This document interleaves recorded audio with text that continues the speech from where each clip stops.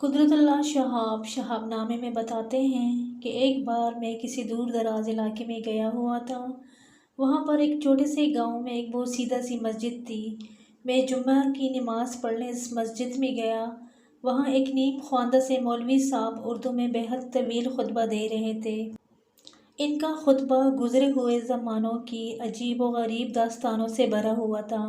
کسی کہانی پر ہنسنے کو جی چاہتا تھا، کسی پر حیرت ہوتی تھی، لیکن ایک داستان کچھ ایسے انداز سے سنائی کہ تھوڑی سی رکت طاری کر کے وہ سیدھی میرے دل میں اتر گئی۔ یہ قصہ ایک باپ اور بیٹی کی باہمی محبت و احترام کا تھا۔ باپ حضرت محمد صلی اللہ علیہ وآلہ وسلم تھے اور بیٹی حضرت بی بی فاطمہ رضی اللہ عنہا تھیں۔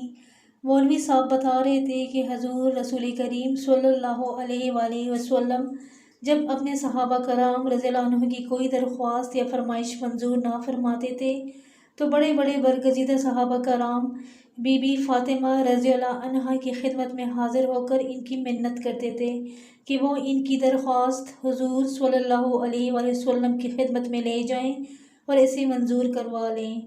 حضور نبی کریم صلی اللہ علیہ وآلہ وسلم کے دل میں بیٹی کا اتنا پیار اور احترام تھا، اور اس طرح اکثر اوقات جب بی بی فاطمہ رضی اللہ عنہا ایسی کوئی درخواست یا فرمائش لے کر حاضر خدمت ہوتی تھی تو حضور صلی اللہ علیہ وآلہ وسلم خوش دلی سے منظور فرما لیتے تھے۔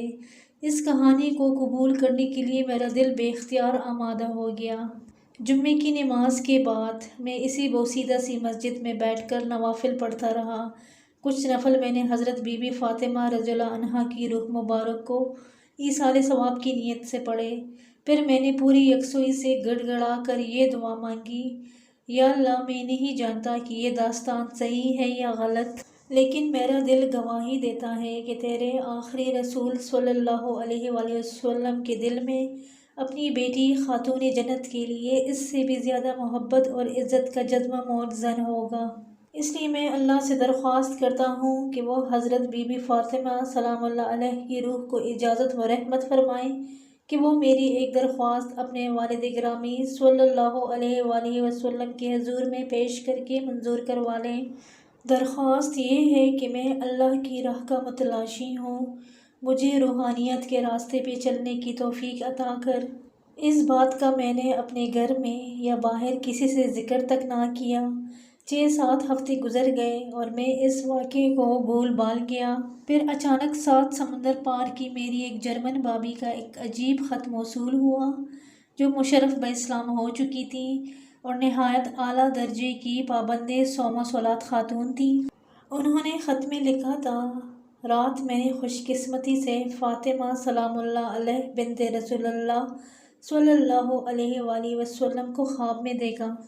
انہوں نے میرے ساتھ نہایت تواضع اور شفقت سے باتیں کی اور فرمایا کہ اپنے دیور قدرت اللہ شہاب کو بتا دو کہ میں نے اس کی درخواست اپنے برگزیدہ والد گرامی صلی اللہ علیہ وآلہ وسلم کی خدمت میں پیش کر دی تھی۔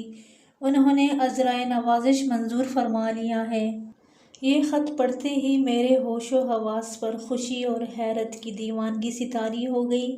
مجھے یوں محسوس ہوتا تھا کہ میرے قدم زمین پر نہیں پڑ رہے بلکہ ہوا میں چل رہے ہیں۔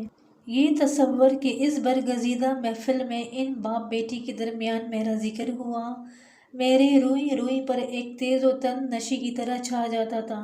کیسا عظیم باپ صلی اللہ علیہ وآلہ وسلم اور کیسی عظیم بیٹی!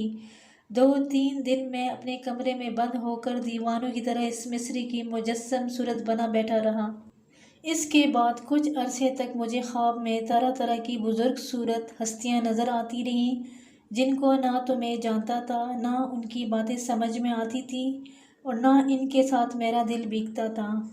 پھر ایک خواب میں مجھے ایک نہایت دل نواز اور صاحب جمال بزرگ نظر آئے، جو احرام پہنے ایک عجیب سرور اور مستی کے عالم میں خانہ کعبہ کا طواف کر رہے تھے۔ میرا دل بے اختیار ان کے قدموں میں بچھ گیا۔ وہ بھی مسکراتے ہوئے میری جانب آئے اور مطاف سے باہر حتیم کی جانب ایک جگہ مجھے اپنے پاس بٹھا لیا اور بولے، میرا نام قطب الدین بختیار کاکی ہے۔ تم اس راہ کے آدمی تو نہیں ہو، لیکن جس دربار سے تمہاری منظوری حاصل ہوئی ہے اس کے سامنے ہم سب کا سر تسلیم خم ہے۔ ناظرین، ہماری اس کہانی کے بارے میں ایک کمنٹ ضرور دیجیے، اور اگر ابھی تک آپ نے ہمارا چینل سبسکرائب نہیں کیا تو پلیز ہمارے چینل کو سبسکرائب کیجیے۔